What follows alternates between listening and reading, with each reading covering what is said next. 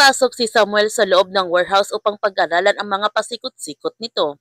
Pinigilan naman si Samuel ni Colonel Enrico sa kanyang gagawin dahil delikado ito.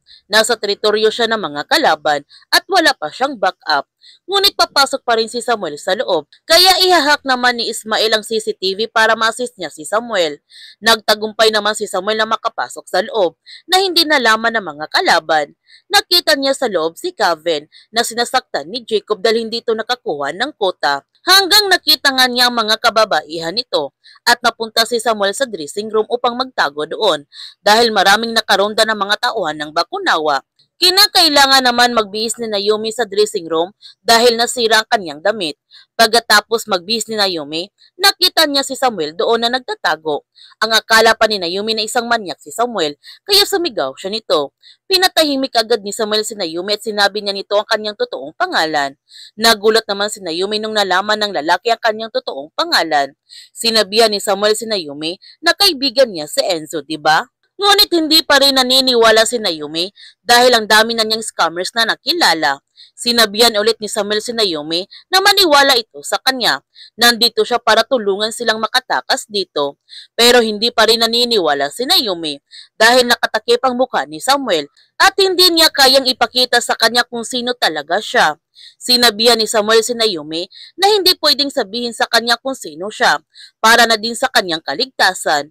Pero hindi pa rin naniniwala si Naomi nito. Kaya dito na nga sinabi ni Samuel ang pangalan ng ina ni Naomi at may sakit itong breast cancer. Kaya siya nagpunta dito para maghanap ng trabaho at maipagamot niya ang kanyang ina.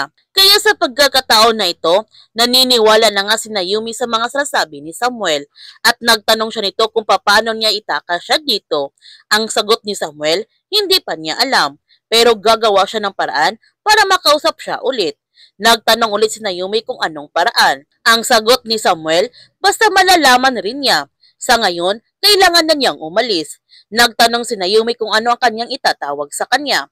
Ang sagot ni Samuel, Don Romantico. At pinalabas muna ni Samuel si Naomi at magtatago muna siya dito. Ligtas naman nakalabas si Samuel sa warehouse.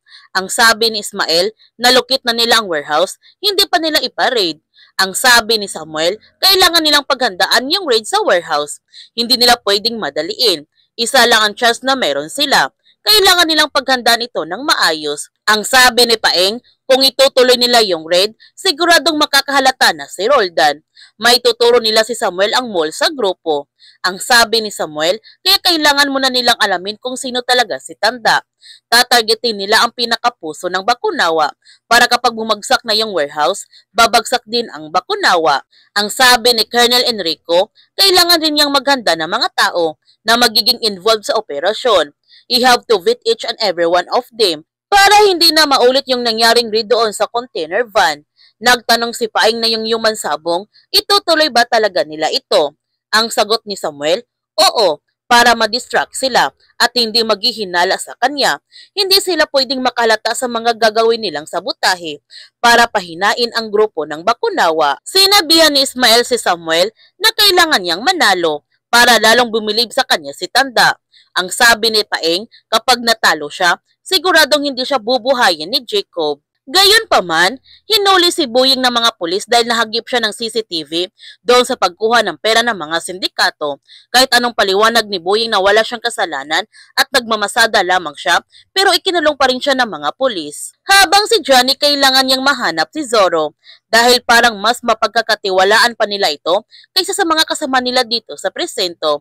Asigurado siya na matutulungan siya ni Zorro para ma-pit down yung mga scammers at si Trinidad. Pumunta naman sina Samuel at Lolita sa presento pang tulungan si Boying at pinapiyansa pa nila ito upang makalaya ito pasamantala. Pinuntahan naman ni Samuel sa Henry Alfelada upang makiusap na tigilan na niya ang kaso kay Boying dahil wala itong kasalanan. Isa lamang tricycle driver ang kanyang kaibigan at nakakasigurado ba siya na hindi na sila hihingi ulit ng pera sa kanya at kailangan managot ang totoong may sala nito at handa siyang tumulong nito.